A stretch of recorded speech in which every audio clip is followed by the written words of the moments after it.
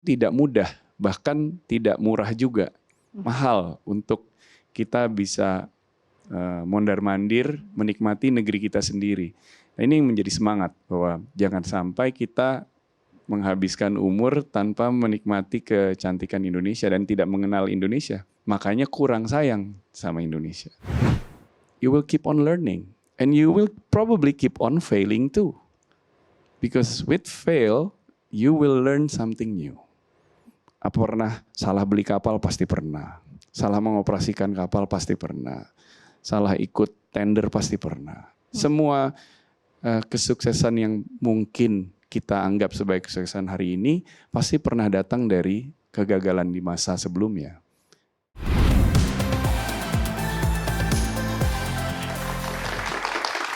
Kali ini kami hadirkan sosok muda, inspiratif, dan pastinya penuh dengan pembelajaran yang akan dibagi hari ini. Sudah hadir bersama kami Bapak Bani Mulya. Halo Pak, apa kabar?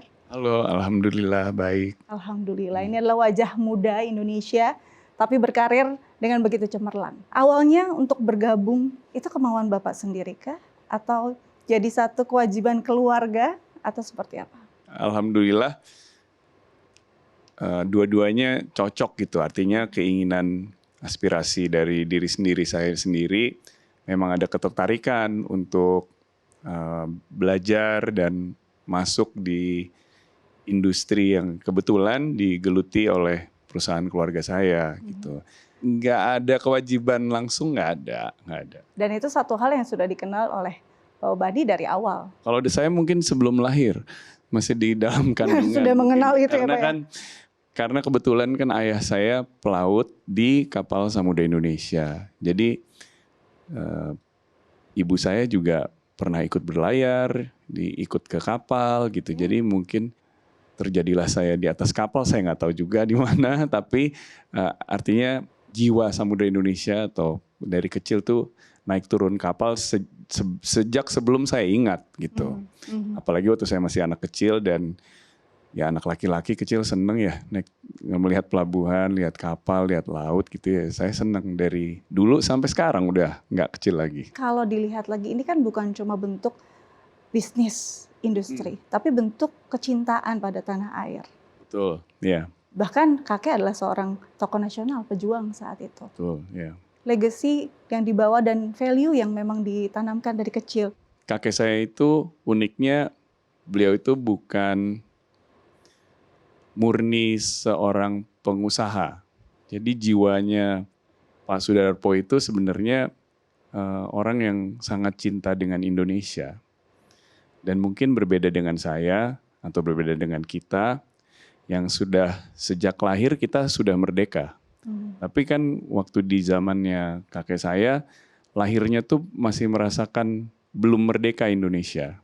Jadi banyak melihat ketidakadilan yang terjadi pada saat itu bagi orang-orang Indonesia. Dan jadi ada semangat itu di masa mudanya untuk meraih independence, kemerdekaan, dan kemudian di saat kemerdekaan itu sudah diraih statusnya oleh Indonesia, itu kan baru mulai, bukan udah selesai. Baru mulai status merdeka tapi harus diisi. Indonesia harus dibangun. Kita adalah negara kepulauan terbesar di dunia. Pulaunya paling banyak, lautnya 2/3 dari seluruh wilayah Indonesia. Yang berseliweran di laut-laut Indonesia pada saat itu kapal-kapal Belanda, kapal asing, KPM pada saat itu mungkin yang mendominasi. Sehingga ada semangat bahwa jangan sampai nih kita tidak menjadi tuan di laut kita sendiri. Jadi ada dorongan bagaimana kita bisa berkontribusi minimal, tidak harus menguasai total, tapi bahwa kita ikut melayani negeri kita sendiri, menghubungkan pulau-pulau Indonesia ini dan menjadi pemersatu bangsa kan. Karena lautan itu yang mempersatukan pulau-pulau di kepulauan Indonesia. Jadi kalau kita tidak aktif di laut, kita tidak mempersatukan Indonesia. Gitu. Bahkan 2/3-nya Indonesia itu kepulauan, perairan. Tapi banyak Indonesia yang nggak tahu Pak, sama banyak sekali. Iya betul. Sibuk di daratan kayaknya. Betul. Tapi ini kan jiwa yang harus dibangun. Ya. jiwa mencintai budaya, jiwa mencintai maritim kita. Bagaimana Bapak mulai mencintai itu? Apakah karena dari darahnya atau memang dikenalkan dan menemukan sendiri kecintaannya pada maritim Indonesia? Kita harus mengenal. Jadi yang banyak orang tidak tahu karena tidak kenal. Banyak orang Indonesia atau anak Indonesia tidak tahu negerinya sendiri. Ini yang sering juga saya sejak kecil diingetin sama kakek saya, kamu boleh jalan-jalan ke luar negeri, misalkan ada kesempatan liburan, tapi ingat harus kenal negaranya sendiri. Jadi saya juga sering diajak berputar di berbagai daerah di Indonesia. Saya naik kapal juga, kapal pelni juga gitu ya, untuk melihat laut Indonesia seperti apa, pulau-pulau Indonesia seperti apa, dan ikut ke berbagai kota. Jangan sampai cuma tahu negeri orang lain, jangan sampai liburan ke luar negeri nggak tahu negerinya sendiri. Dan kebanyakan orang Indonesia lupa bahwa negerinya sangat cantik, sangat indah, sangat kaya dan sangat luas. Kita sibuk liburan ke luar negeri dan ke negeri orang lain. Betul. Nah ini memang yang jadi semangat bagi kita semua, harus bisa menghubungkan Indonesia lebih baik. Konektivitas di antara pulau dan kota dan berbagai daerah di Indonesia, konektivitasnya itu memang kurang terhubung dengan baik. Oleh karena itu tidak mudah, bahkan tidak murah juga. Mahal untuk kita bisa mondar-mandir menikmati negeri kita sendiri. Nah, ini yang menjadi semangat bahwa jangan sampai kita menghabiskan umur tanpa menikmati kecantikan Indonesia dan tidak mengenal Indonesia. Makanya kurang sayang sama Indonesia. Ini setuju. Tadi kalau dibilang, ya gimana mau tahu? Mungkin Pak Bani punya privilege untuk tahu keindahan Indonesia. Bahkan lebih murah ke luar negeri dibandingkan untuk kita ke Raja Ampat. Atau bahkan daerah-daerah yang sifatnya mungkin harusnya jauh lebih mudah dan murah kita jangkau. Dari sisi bisnis, mengembangkan. Tapi dari sisi sosial, adakah tanggung jawab moral dari Samudra Indonesia untuk membangun kecintaannya masyarakat Indonesia, terutama anak-anak Indonesia, untuk mencintai maritimnya? Tentu dong. Jadi sebenarnya tidak harus kita pergi dulu, lihat dulu sendiri, kita bisa mempelajari Indonesia lebih baik. Dari kecil kebetulan saya suka baca buku. Saya pikir dengan buku itu juga bisa membebaskan kerangkeng-kerangkeng yang membatasi kita. Kita bisa membaca cerita-cerita, situasi yang ada di luar jangkauan kita jauh sebenarnya, atau bahkan di luar jangkauan pikiran sehari-hari, tapi kita bisa bebas merdeka menikmati dunia, bahkan bukan cuma Indonesia.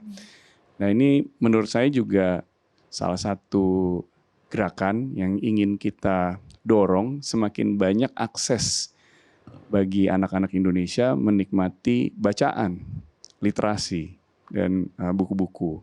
Nah, salah satu kegiatan kami di Samudra Indonesia, kegiatan sosial kami itu juga membangun taman-taman baca di berbagai daerah. Kalau daerah yang kita udah jelas beroperasi gampang, udah pasti. Tapi bahkan daerah di mana belum ada kerjaan nih, belum ada bisnis nih, nggak ada proyek sama sekali, nggak ada pelabuhan, nggak ada customer. Nah di situ teman-teman Yayasan Samudra datang ke sana, bikin sesuatu, bikin taman baca, atau bikin kebutuhan-kebutuhan yang relevan dengan daerah-daerah tersebut di Indonesia, sehingga jadi lebih tahu apa yang dibutuhkan di Indonesia. Kami percaya bahwa education itu adalah hal yang pasti baik, dan ketertinggalan kita perlu diakui bahwa banyak ketertinggalan di Indonesia, dan ketertinggalan itu bersumber dari ketertinggalan edukasi.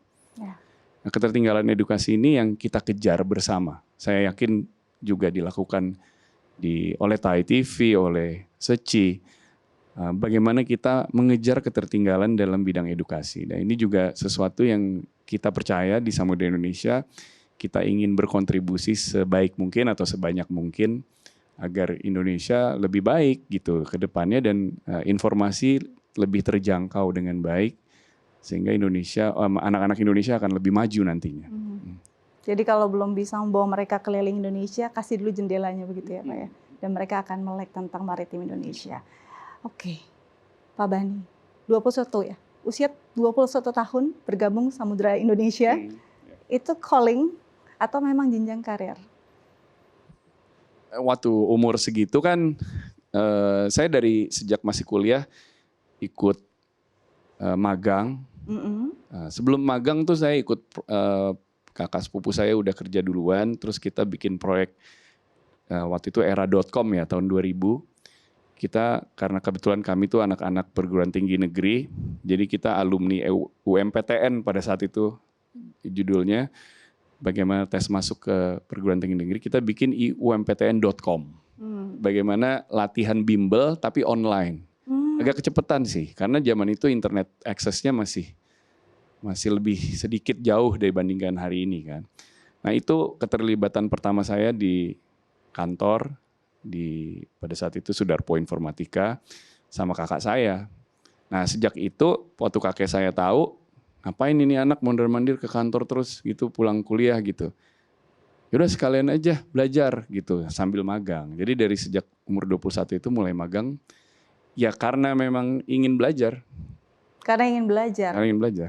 Saya selalu haus untuk belajar, jadi seneng gitu ya. Jadi ya dapat kesempatan untuk belajar sama kakak sepupu, dapat kesempatan untuk belajar dan ngobrol sama kakek saya sepulang kuliah setiap hari gitu. Ya seneng banget gitu. Jadi dari hal-hal yang memang dibangun dari kecil, apa yang diperbincangkan dengan kakek, bahkan diajak ke berbagai tempat yang mungkin tidak semua orang bisa menjangkau. Ada nggak cerita mungkin Pak saat itu yang mungkin Bapak ingat dan tidak bisa terlupakan ketika menyambangi satu tempat yang mungkin jauh?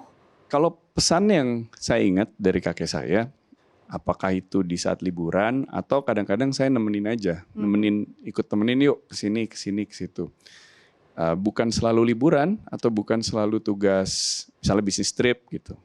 Saya ingat sekali juga waktu tsunami Aceh, saya juga ikut memberikan maksudnya banyak kegiatan bantuan kita dan kebetulan kapal samudra juga unfortunately menjadi korban di sana. Ada 2 kapal yang kena musibah di tsunami di sana. Tapi saya lihat sendiri di mana kakek saya Pak Sudarpo juga turun langsung dan lihat langsung ke lokasi kejadian, ke lokasi musibah dan ketemu langsung juga dengan keluarga-keluarga yang terdampak gitu. Dan ikut juga dalam pada saat itu kegiatan BRR dalam rekonstruksi dan rehabilitasi Aceh ya. Jadi saya sering diajak untuk pergi dan melihat langsung dan juga satu pesan yang saya ingat, jangan cuma pergi ke tempat-tempat yang bagus-bagus. Kan liburan misalnya saya ke Singapura, misalnya saya ke Amerika, misalnya saya ke Eropa. Tapi pergi juga ke misalnya Bangladesh, misalnya some parts of, saya tadi pikir India banyak juga yang lebih bagus dari Indonesia loh. Tapi juga banyak yang berbeda saking luasnya. Negara-negara yang lebih tertinggal, kemudian membuat saya ketika pulang bersyukur. Melihat, oh Indonesia nih lebih indah loh, lebih cantik loh. Dan bisa lebih baik lagi loh. Jadi bagaimana biar semangat membangun Indonesia. Nah itu yang saya ingat waktu saya suka traveling sama kakek saya. Diingetin, poin saya ajak kamu traveling jalan-jalan bukan buat jalan-jalannya aja, bukan buat seneng-senengnya aja. Tapi biar kamu semakin terbakar semangatnya untuk membangun negeri kamu sendiri. Gitu. Jadi jangan selalu lihat yang di atas, lihat yang di bawah. Itu dari hal yang kecil kita bisa mencari satu hal yang menjadi berkah dan juga menjadi rasa syukur. Kalau dilihat lagi bahwa apa yang diturunkan, legacy yang diwariskan oleh kakek, ternyata mengembangkan bisnis di Samudra Indonesia ini bukan perkara keuntungan, tapi welas asih. Tidak boleh menunda ketika berbagi, tidak boleh menunda ketika berbuat kebaikan. Sejauh apa itu dipegang sampai sekarang, Pak? dipegang sekuat mungkin. Karena itu justru belief yang kami percaya kita ada di sini atas izin yang maha pengasih, yang maha kuasa. Bukan hanya semata-mata kita ada di sini, tapi kita diberikan izin, diberikan berkah untuk ada di sini, untuk bisa berbuat kebaikan. Nah, sehingga kalau 1 detik saja kita tidak berbuat kebaikan, berarti kita sudah menyalahi maksud penciptaan kan. Maksud penciptaannya itu untuk berbuat kebaikan secepat mungkin. Dan kami lakukan dengan konkret sama teman-teman di Samudra, bahwa kadang-kadang ada teman yang bilang begini kan, Pak tunggu dulu Pak, kita nih tahun ini belum untung misalnya. Kok belum untung udah disuruh kontribusi sosial sih gitu. Nah itu saya ajarin dulu, oh salah cara berpikir. Dan justru karena kita berbuat baik mungkin suatu saat kamu dikasih untung. Karena untung itu bukan semata-mata hasil kerja keras kita loh. Itu berkah dari Tuhan. Jadi Tuhan hanya akan kasih berkah kalau kita berbuat baik. Kalau kita niatannya baik. Jadi ini ayam dan telurnya siapa yang duluan harus jelas. Bukan untung dulu baru berbagi, tapi berbuat baik dulu sebanyak mungkin, secepat mungkin. Insya Allah itu akan membawa suatu berkah yang lebih hanya dari untung saja. Untung itu kan cuman angka, dan cuman rupiah. Tapi kesehatan, kebaikan, kedamaian, pertemanan, semua yang baik di dalam hidup ini itu sebenarnya hadiah dan berkah dari awalan yang baik juga yang kita lakukan. Dan itu kita percaya banget. Dan itu menjadi dasar bagaimana Samudra beroperasi. Makanya tadi saya bilang di daerah-daerah yang nggak ada bisnis di situ buat Samudra. Tapi ada di sini di teman-teman Yayasan Samudra. Kalian masuk ke sana dulu, do something yang bermanfaat bagi masyarakat di sana. Nggak ada timbal baliknya. Yang maha kuasa, yang maha pengasih akan memberikan berkah yang baik bagi kita semua gitu. Kalau kita memulai sesuatu dengan baik. Karena nggak akan pernah berkurang karena berbagi ya Pak. Tapi tantangannya justru bertambah. Justru bertambah. Bisa jadi keuntungan yang didatangkan berikutnya itu karena kebaikan sebelumnya. Bukan bisa jadi, pasti. Pasti. Keyakinan saya pasti. Optimis. Ya. Nah, optimisme ini kan lagi berkurang Pak. Indeks ekonomi katanya. Langsung ketawanya tergelak ya. Indeks ekonomi. Banyak orang yang pesimis. Bagaimana seorang Bani Mulia optimis bahwa kebaikan dulu dibuat pasti mendatangkan keuntungan. Dalam whatever economy, in whatever situation, in whatever political situation, in whatever phase of your life, you need to be an optimist. Karena kalau kita bersyukur, kita akan optimis. Kalau kita tidak bersyukur, kita akan pesimis. Jadi sebenarnya balik ke core dan basic gitu. Kita bisa duduk, kita bisa bernafas, kita bisa bangun tidur. How can you not be optimistic about it? It's all over us are blessings. Semuanya tuh blessing yang tidak bisa dihitung. Sehingga dari semua keberkahan yang kita terima itu pasti ada hal positif yang bisa kita lakukan, pasti. In whatever economy. Yeah. Ngapain kita komplain sama keadaan ekonomi? Kita yang harus menciptakan nasib kita sendiri dan kalau bisa mengajak menciptakan kondisi yang lebih baik bagi orang lain juga. Sebanyak mungkin yang bisa impact yang bisa kita lakukan ya baik. Tapi kalau kita tidak bisa buat banyak orang, paling tidak buat diri sendiri pasti insya Allah bisa berbuat baik atau bisa menghasilkan sesuatu yang positif. Buat saya gampang karena saya nggak mengerti dari sisi mana harus melihat pesimis. Kalau kita bersyukur otomatis pasti optimis. Tapi kan kadang-kadang kita harus menularkan itu ke 1 orang di dalam rumah aja susah Pak. Ke 7.000 orang caranya gimana? Ke 1 orang yang di rumah dulu. Oke. Baru yang 7.000. Dimulai dari 1 nih, berhasil atau enggak gitu ya? Ya kan kita mulai dengan yang terdekat. Ya tentu dengan keluarga yang selalu bersama kita harus menebarkan positivity, optimisme Kalau kita tersenyum ke satu orang bisa menular ke banyak orang. Semoga memang kantor tuh bukan hanya tempat mencari nafkah atau mencari uang, tapi tempat berkarya bersama, tempat beribadah bersama, membuat kebaikan bersama. Kita harus hanya mencoba melakukan semua hal yang baik, bermanfaat, dan berdampak. Dan itu spiritnya. Kita sekarang sudah hampir menuju 80 tahun usia perusahaan. 77 tahun sudah di Indonesia. Tidak mungkin kita melakukan sesuatu yang sama di hari ini, itu dilakukan 70 tahun yang lalu. Setuju. Itu berbeda. Kondisi berbeda, situasi berbeda, suasana berbeda. Yang kita pegang adalah kita tetap ingin berbuat baik atau bahkan lebih baik lagi. Ya, tapi bisnis lama bisa kita tinggal. Bisnis yang sudah tidak menguntungkan misalkan. Bahkan ternyata bisnisnya itu tidak bisa dijalankan dengan cara yang baik. Misalkan harus berkolusi, misalkan harus menyogok, misalkan harus bayar uang pelicin gitu. Ya tinggalin aja. Kita coba cari lagi, masih ada hal lain yang baik yang bisa kita lakukan. Ini tempatnya besar, negaranya besar, dan kita juga harus punya mindset yang terbuka. Samudra meskipun sangat Indonesia, merah putih, dan cinta banget sama Indonesia, tapi kan dunia kita ini bukan hanya Indonesia.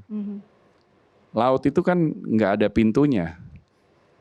Crossing borders, kita bisa mencari manfaat, bekerja di luar Indonesia juga. Dan itu sah-sah saja dan baik untuk kita bisa mencari manfaat dan berkarya di luar Indonesia. Jadi Samudra saat ini juga punya layanan, punya servis, punya kantor, dan punya jaringan di luar Indonesia juga gitu. Dengan tetap membawa Indonesia di hati. Itu ya, manis sekali ya. Dibawa di hati, dibangun di sini, dan akhirnya berdampak untuk banyak orang. Bukan cuma masalah literasi. Yayasan Samudra Indonesia juga peduli pada lingkungan. Apa saja yang dilakukan, Pak? Di mana aktivitas bisnis kita terjadi di sana kita lakukan sebaik mungkin. Misalkan kita run pelabuhan, membangun pelabuhan, sebaik mungkin itu environmental friendly, sebaik mungkin tidak mencemari lingkungan, sebaik mungkin juga membangun penghijauan. Apakah juga terus-menerus tidak cukup mangrove yang perlu ditanam untuk melindungi kesehatan pantai di seluruh Indonesia, di coastline Indonesia. Saya kira banyak hal gitu ya yang terkait lingkungan. Termasuk bagaimana caranya kita mengoperasikan kapal yang semakin ke depan semakin environmental friendly. Semakin mengadopsi teknologi yang lebih fuel efficient sehingga semakin sedikit emisi emisi CO2-nya dan terus berinovasi sehingga ke depan bisa lebih green gitu ya. Cerita-cerita ini akan jadi satu hal yang diwariskan lagi ke belakang dan tindakan-tindakan nyatanya. Tapi kalau dari tadi kan kita cerita pasti hal sukses, langkah bajik, langkah bijak, tapi hal gagal ternyata juga bisa berbuah sebuah kebaikan. Ada nggak kegagalan yang menjadi titik balik seorang Bani Mulia yang akhirnya justru membuat lebih optimis? Karena nggak terlihat sama sekali pesimisnya. Jadi kegagalan itu saya peluk dengan bahagia. Gimana caranya memeluk kegagalan dengan bahagia? Tidak mungkin kita sukses tanpa belajar gagal. Tidak mungkin. Tapi kalau kita melihat kegagalan dengan negatif, kita akan terpuruk. Tapi kalau kita melihat kegagalan adalah proses belajar, betapa semangatnya setelah gagal itu kita akan semakin baik.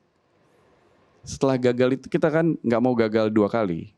Atau paling nggak gagal di hal yang sama 2 kali. Digagal di hal berikutnya saya semangat malah.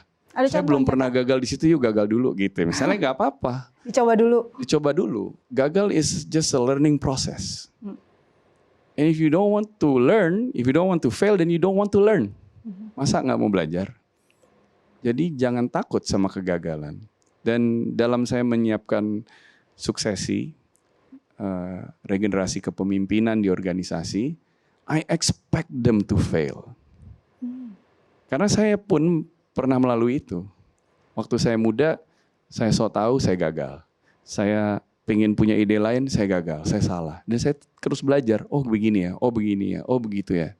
Dan semakin saya banyak gagal, semakin itu meruntuhkan juga ego saya. Oke. Dan itu saya ingin mereka penerus-penerus saya di perusahaan melalui itu. Sekarang masih muda, egonya tinggi. Jangan sampai mereka sampai tua egonya tinggi terus. Dan tetap menjaga, jangan lupa diri ya, jangan besar kepala, jangan sombong. You are not the best, you don't know everything, you don't have all the solutions. You will keep on learning. And you will probably keep on failing too.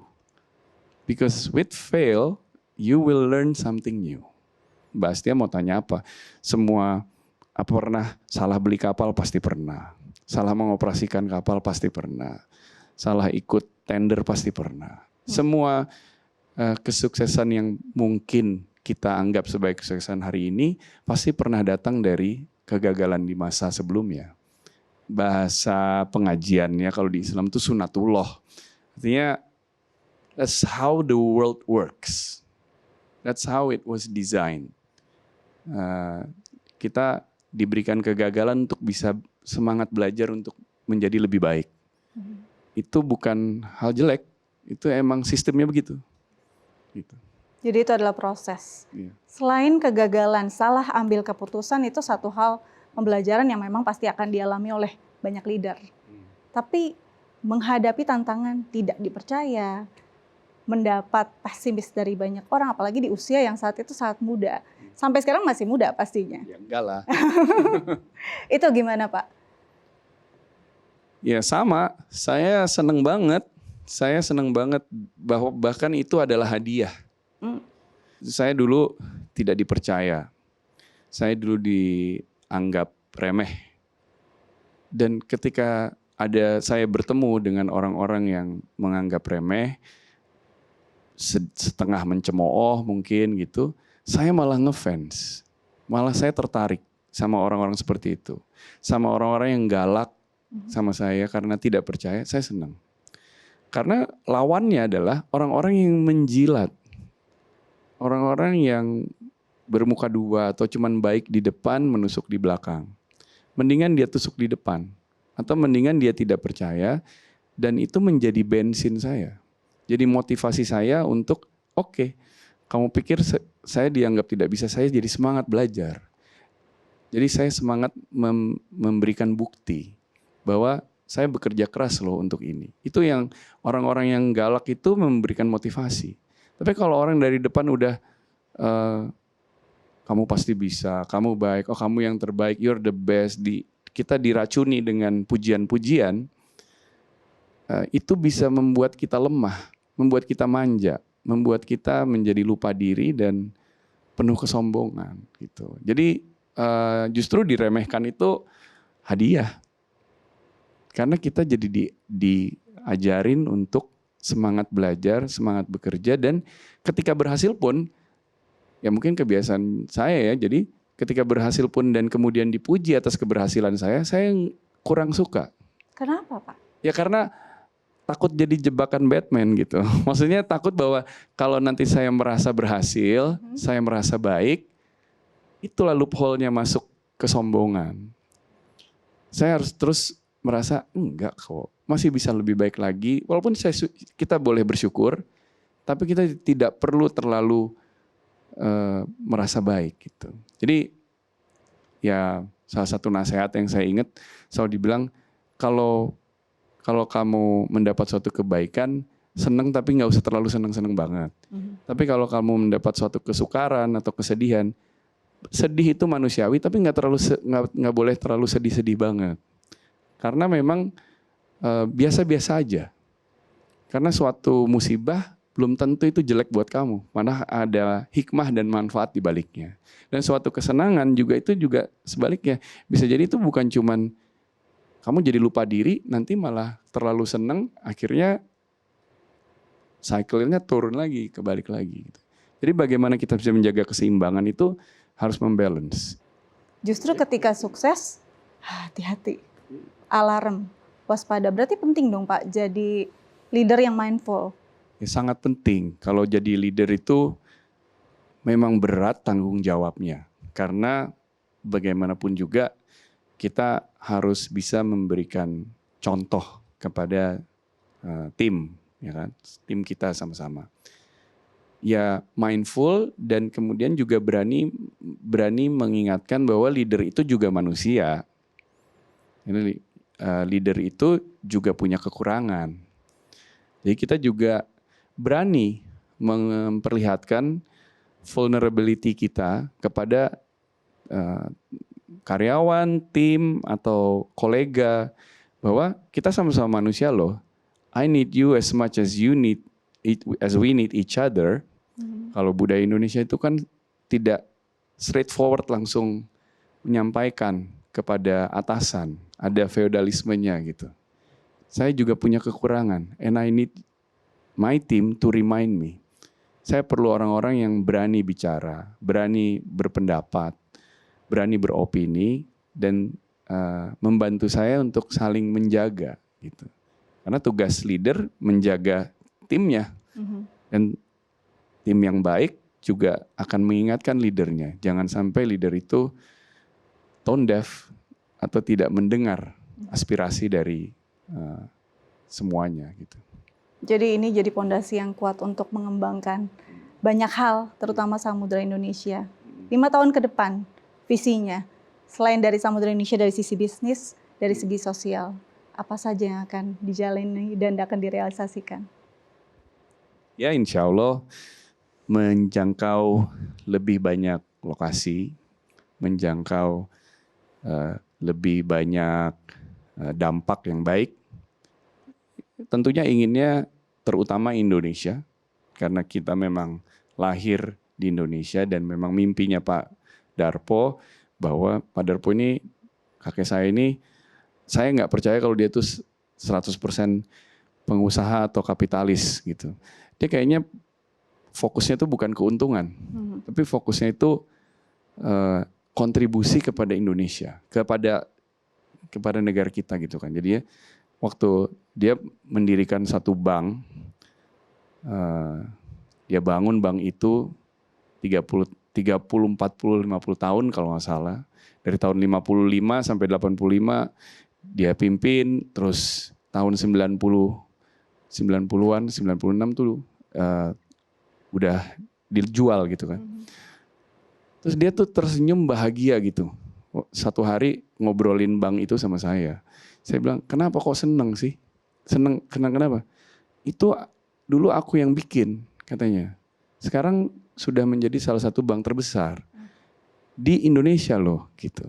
Tapi kan bukan punyanya yang aku panggilnya yang Kung lagi. Kok seneng? Ya bukan kan seneng, tapi kan itu orang Indonesia yang bikin dan dia jadi hasil yang baik. Dan itu yang semangat mengisi kemerdekaan itu yang ada di dia.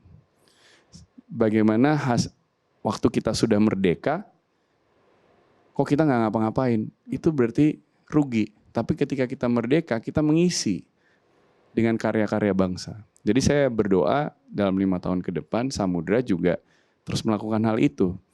Terus membawa merah putih mendunia, tetap berlayar ke banyak negara, tetap bisa memberikan layanan yang positif, kontribusi kepada industri pelayaran, ataupun industri lainnya yang sehat dan bermanfaat. Semoga bisa tumbuh, menambah lapangan pekerjaan. Semoga nggak cuma 7.000 orang. Amin. Ya, kita negara 270 juta orang, masa 7.000 bangga sih? Itu kecil sekali kan. Ya. Jadi semoga bisa memberikan dampak lebih baik. Dan semoga bukan cuma membangun kapal, membangun pelabuhan, membangun gudang, tapi membangun manusia. Ikut membangun manusia, ikut mempromosikan SDM Indonesia ke dunia. Dan salah satunya lewat pelaut ataupun SDM yang bekerja di bidang pelayaran dan maritim. Saya bermimpi bahwa Indonesia menjadi salah satu negara penghasil SDM maritim berkualitas terdepan di dunia. Kalau itu mimpi saya hari ini, mudah-mudahan 5 tahun ke depan mimpinya terrealisasi. Amin. Ya, karena saya setiap hari bekerja mindsetnya bagaimana saya merealisasikan mimpi. Mungkin terakhir, ini zaman yang penuh ketidakpastian. Menemukan sosok optimis tuh jadi kayak oase. Kadang di dalam diri kita kayaknya sudah tidak tersisa. Banyak yang krisis bukan pada kepercayaan pada negeri aja, bahkan cintanya juga sudah mulai memudar. Bagaimana hal yang bisa disematkan di hati anak-anak muda khususnya untuk kembali lagi merecall cintanya pada negeri yang mungkin belum pernah, istilahnya belum pernah terfikirkan, tapi bisa terbuka. Oh ini loh sebenarnya titik yang bisa kembali dibangun. Kalau kita gampang nyerah, itu nggak cinta. Cinta itu memang harus susah, harus diperjuangkan. Saking cintanya ya berjuang. Nah kalau cinta sama Indonesia harus berjuang. Nah biar optimis, jangan salah fokus. Jadi kan mungkin demo mungkin penting. Menyuarakan sesuatu yang baik, menyuarakan kritik penting. Tapi kita harus hitung energi kita sehari itu paling bermanfaat untuk apa? Untuk demo kah? Untuk berpikir kah? Untuk belajar kah? Atau untuk berkreasi hal yang beneran positif? Jadi jangan salah fokus sama lingkungan. Menurut saya lingkungan itu masalah akan selalu ada. Ketidaksempurnaan akan selalu ada. Tapi porsi kita, porsi positif atau yang negatif. If you're not part of the solution, then you're part of the problem. Jadi bagaimana cara mengubah mindset kita? Terserah orang lain, yang penting saya cari solusi. Bukan ikut bikin masalah. Nah, jadi kalau semua orang di Indonesia berpikir kayak gitu, menurut saya kita tuh pesta solusi, pesta kebahagiaan gitu. Banyak sekali hal baik di sekitar kita, kita cuman suka salah fokus. Kita lihat hal-hal negatifnya, kita lupa sama hal positifnya. Kita lupa mengalokasikan energi kita untuk hal yang baik. Kita ikut komplain, ikut marah, ikut protes. Boleh, tapi berapa persentase yang lebih besar untuk hal yang produktif. Jadi pasti tidurnya tenang, tersenyum, bangun pagi juga senyum lagi. Jadi intinya jangan salah fokus. Jangan salah fokus. Yang hal baiknya jadi nggak kelihatan soalnya. Betul. Pak, ya. Terima kasih sudah jadi oase di tengah banyaknya pesimis yang mungkin sekarang bermunculan dan setiap pagi mungkin penuh kecemasan, tapi ini jadi satu titik balik yang bisa jadi pembelajaran untuk kita. Terima kasih Bapak sudah hadir di Diet Talk. Banyak, terima kasih. Terus jaga kesehatan agar bisa terus menginspirasi. Sama-sama. Baik pemirsa, pelajaran yang hari ini kita dapat bahwa cinta tuh gak gampang. Kalau gampang, ya akhirnya mudah melupakan, mudah meninggalkan. Tidak mungkin bisa membangun sebuah perusahaan yang besar puluhan tahun tanpa cinta. Terima kasih telah bersama kami di Diet Talk.